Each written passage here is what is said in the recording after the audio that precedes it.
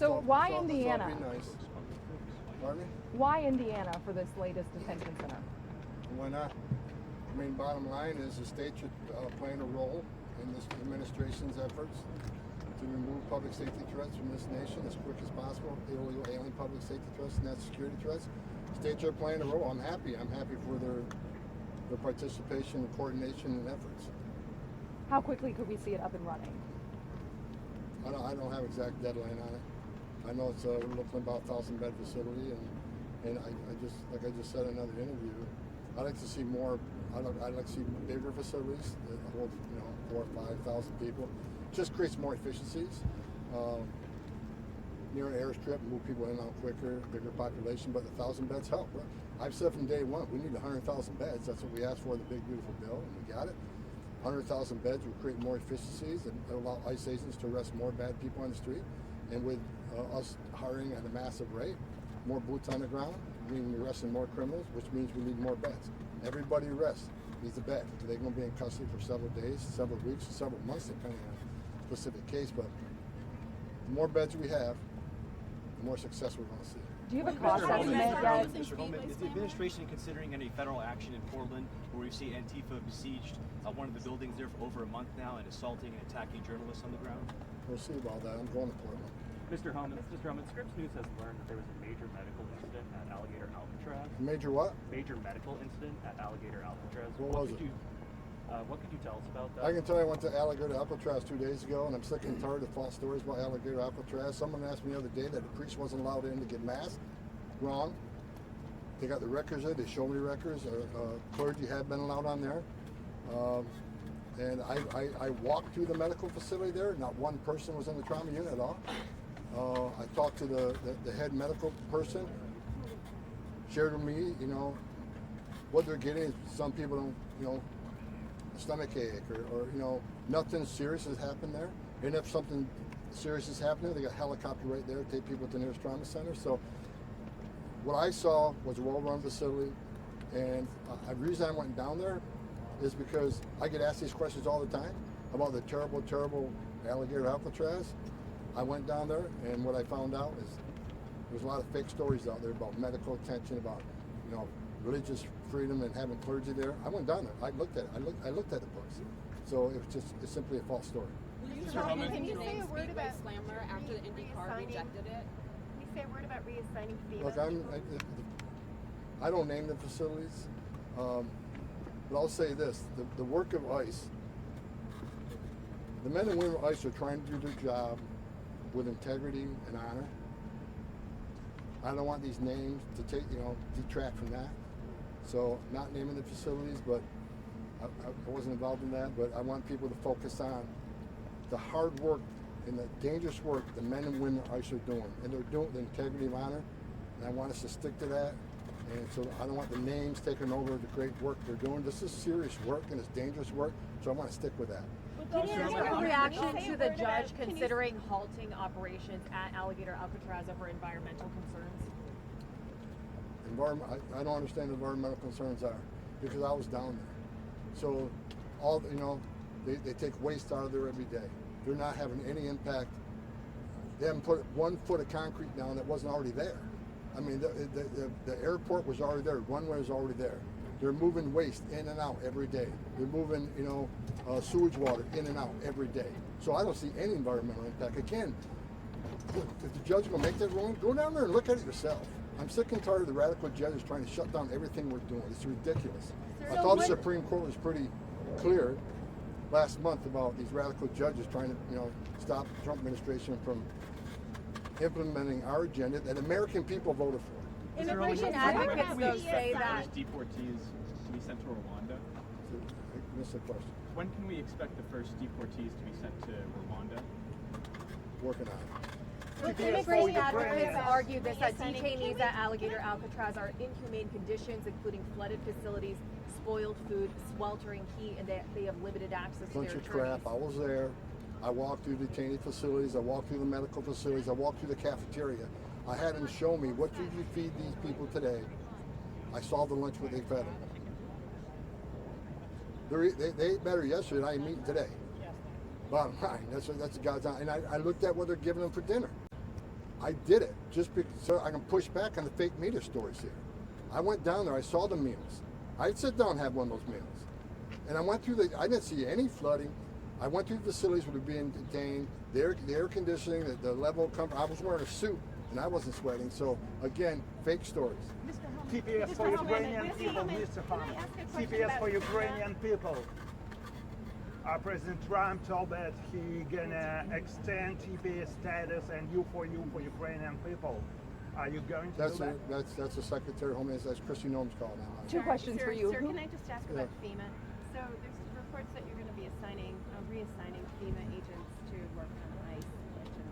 Would that be a temporary thing, or are you talking about that? I have not heard that. You're the first one to say that to me, so I'm not aware of that. And are you still, Mr. Homan, targeting this 3,000 arrests a day a target, or how should we think about your capacity to arrest with these Look, new I resources? think the Department of Justice, 3,000 arrests, people say, what a ridiculous number.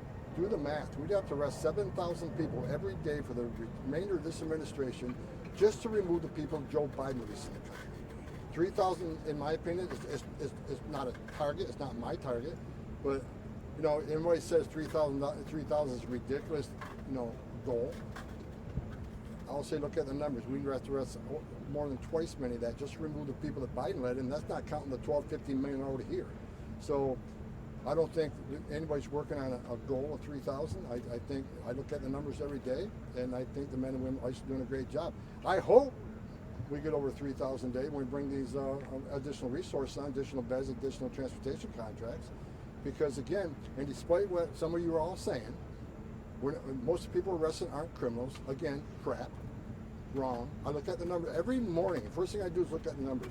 The numbers I looked at this morning, 70% of everybody ICE arrested is a criminal. For some of y'all say, well, they're not criminal enough. Just a DUI. 10,000 people a year die from DUI. Bottom line is 70% of everybody ICE arrested is a criminal. Who's the other 30% they're arresting? So when you write the stories, why don't we just be honest and tell the whole story? Many of them are national security threats that don't have criminal history, because most national security threats lay low. They don't want to encounter law enforcement while they're here. For instance, over 300 Iranian nationals. Probably not criminals, don't have a criminal history, but they're national security. And they need to be arrested and taken off the streets. Who are the other ones? Many of them are final orders. These are people who had due process at great taxpayer expense, and a federal judge ordered them removed. And our job under statute is to remove them. So we find them, we remove them. May not be criminals, but they have the due process. And the reason we're doing that, because if we don't, we send a message to the whole world. It's okay to cross the border illegally. It's a crime, but don't worry about it. Show up in court or not show up in court and get a final order removal from a federal judge, but don't worry about it. As long as you don't commit another crime, no one's looking for you. If that's the message we send to the whole world, you're never going to fix this issue. There are millions of people standing in line doing things the right way, taking their tests, doing their background investigation, paying their fees. They're sitting in the back seat. Well, we had 10.5 million illegal aliens come to the border, who a vast majority of them were asylum cheaters.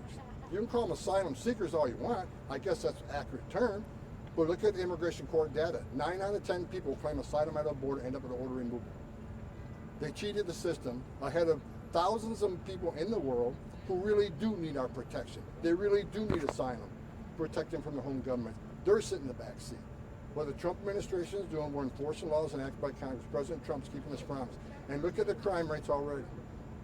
Every public safety threat ICE takes off the street makes this country safe. Every national security threat we take off the street makes this country safer. Every illegal alien with a final deportation order that we remove sends a strong message to the whole world. It's not okay to enter this country illegally. It is a crime. It is not okay to be here illegally. And if you're here illegally, you got a problem. You should be looking over your shoulder. It's not okay to be here illegally. Like it wouldn't be okay for me to be in any other country illegally. We're enforcing the immigration law. That's what the American people put President Trump in the Oval Office for. President Trump's success on the border is unprecedented. We've got the most secure border in the history of the nation today. I've worked for 6 presidents, starting with Ronald Reagan. No one has come close to the success of the Trump administration on border security. And I looked at the numbers this morning, again, over 300,000 repatriations since January when President Trump came in office. Do the math. That's historic, especially when 70% of those are public safety threats and national security threats. No one does it better than the man sitting in the White House here, Donald Trump. And I'm proud every day when I wake up. I'm proud to work for this president because he's making this country safe again every day, and you all see the numbers. Mr. Homan, what is the cost? What are the cost estimates for? Your government is so successful in taking migrants to Rwanda. What gives you confidence that you will be successful, and how do you see this process? What gives us confidence we'll be successful? Look at the numbers. You've never seen numbers this good. I think UK government was not successful in sending migrants to Rwanda. UK government. They're not the United States of America. They don't have President Trump running the show. Mr. Homan, Sir, a question are on there farm plans- workers. The president said in his interview with CNBC that he wants to work with farmers to help them with their labor needs. So we're sending back migrant farm workers back to their countries and then with a pass back in legally. What does that mean? Because the administration has been a little inconsistent in describing the case for migrant farm workers. So is that a system in place right now? Because the president said that's what was happening, that migrants are being sent back to their home countries and then being given a pass to come back here to work on the farms. I don't know. I mean, I'm not going to get ahead of the president. I don't think there's been any formal policy that's been signed or pushed out to agencies until we have a final plan. I'm not going to comment on it because I'm not involved in the discussions right now, so I'm not going to get ahead of the president. We'll see where it goes. I know the president made a statement that farmers may need help, and I know him and others are talking about it, and we'll see what comes out of it. I don't want to get ahead of the president. Are there still operations happening at farms and agriculture facilities? We do operations. The worksite operations are based on, again, a prioritization. We're trying to prioritize worksite enforcement based on criminal activity. Like the warrant we served in Los Angeles that started all the riots. People said that, oh, ICE do another racial profiling operation, which was total garbage. We were serving criminal warrants at a facility that was involved with money laundering, tax evasion, and trafficking. That's why we were there. So we try to prioritize our worksite enforcement on criminal cases. Those we have information of labor, forced labor trafficking. Those we have information on tax evasion. So that's what we're doing. We prioritize everything we do. So if there's a hotel that we know there's criminal sex trafficking or criminal labor trafficking, or someone's being abused, someone's at danger, we're going to investigate. Mr. Homan, what are the cost estimates? Mr. Homan, what are the cost estimates for this detention center in Indiana? Who came up with the name, and also, how much is this going to look like Alligator Alcatraz? I don't know who came up with the name, and I don't know the details. But I'll say this again: 1,000 beds come in very handy, and I'm glad the states are stepping up to help us do this. Every bed we bring on, we fill pretty quickly. I mean, we don't have less than several hundred beds this morning. We'll fill them by tomorrow morning. So the more beds we bring on, and look, I'll say it again, I am happy that governors are stepping up wanting to help with this, because interior enforcement is their responsibility too. They saw what happened to the crime rates. They see what happened to all the U.S. citizens that were attacked by people not supposed to be here. They've read all the stories on the young women raped and murdered by members of criminal cartels that were released in this country by administration. They're angry too, and they're happy that President Trump's taking action to not only secure the border at the highest level ever, but to make this country safe again. I'm glad governors are stepping up, but I'll say it again. I would like to see bigger facilities that be more efficient, holding several thousand people. But 1,000-bed facility is a great help because we need those 1,000 beds. We need them today. So the quicker they bring it on, the better. What about the administration's next move if the judge does order to halt operations at Alligator Alcatraz? Well, we'll do what we always do. We'll litigate it, we'll appeal it, and we'll win. I mean, bottom line is, why would you stop operations at a facility that has no issue as far as I'm concerned? Matter of fact, what the facility reminded me yesterday, it's facilities I walked through, with our FEMA employees go and set up their base camps. Facilities just as good as what we send our FEMA employees to, if not better. There is no issues with Alligator Alcatraz. And I can say that comfortably because I was there. I was just there the day before yesterday. I saw it. I walked through it. I walked through every square foot of that facility. Again, the detention facility, where they prepare the food, the medical facility. I got a briefing on all the SOPs on if a hurricane comes, what's the plans for evacuation? I mean, where do you put the most significant criminals compared to the lesser criminals? They got it covered, and I think it's a good facility. I didn't see a single issue, and I was there all day. Tom, can you update us on the hiring process? How many more ICE agents you need, and are you getting a tick in people applying? we have no problem recruiting. We got record numbers. Border Patrol has a record number of people wanting to become part of the Border Patrol. Overwhelming number. ICE the same way. I've shared this a couple weeks ago. I actually used to have a LinkedIn account, and I had to shut it down because I had thousands and thousands of people reaching out to me, with whether they're just got out of the military, whether they're police officers in counties and cities, or retired ICE agents, retired Border Patrol agents, your average Americans. I mean, I love them all for wanting to come part, but it shut me down. So there's no lack of men and women that want to come and join this administration because they've seen the great things this administration is doing. Is the administration at all concerned that ICE is recruiting techniques? The what goes? The age cap limit for officers to join ICE. It's no longer 37. It could be people older than 40 now. Yeah, I think it's a good thing. I mean, I'm 63 and I'd love to put a badge and gun on and go out there and do these things. I mean, bottom line is you got a lot of patriots, and I think the age limits are decades old, and we need to look at that. But just because if someone comes in and they're they're 55, maybe they can't carry a badge and gun, they can certainly do administrative duties and help ICE. They can do targeting, they can do intelligence things. Then don't put them on the street with a badge and gun. So we'll welcome a lot of people to come, not just do law enforcement work, but do the other work that doesn't require a badge and gun. And when they do that work, that means the badge and gun that's doing that work can leave that work and go on the street and let the new guy sit there and do the job that doesn't require a badge and gun. Is the administration at all concerned? Are there any plans to protect people here under DACA from deportation? President Trump he's been clear on that, and you don't see, again, the prioritization speaks for itself. Public safety threats and national security threats. So that's what prioritization is. No one's prioritizing DACA. And like under the first Trump administration, he came up with a plan to fix DACA, and who shut it down?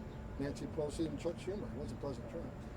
One more question. Okay. Can you give us an estimate of how many people are using the CPD Home app to self-deport? I haven't looked at that recently. Last time I looked, it was about 7,000.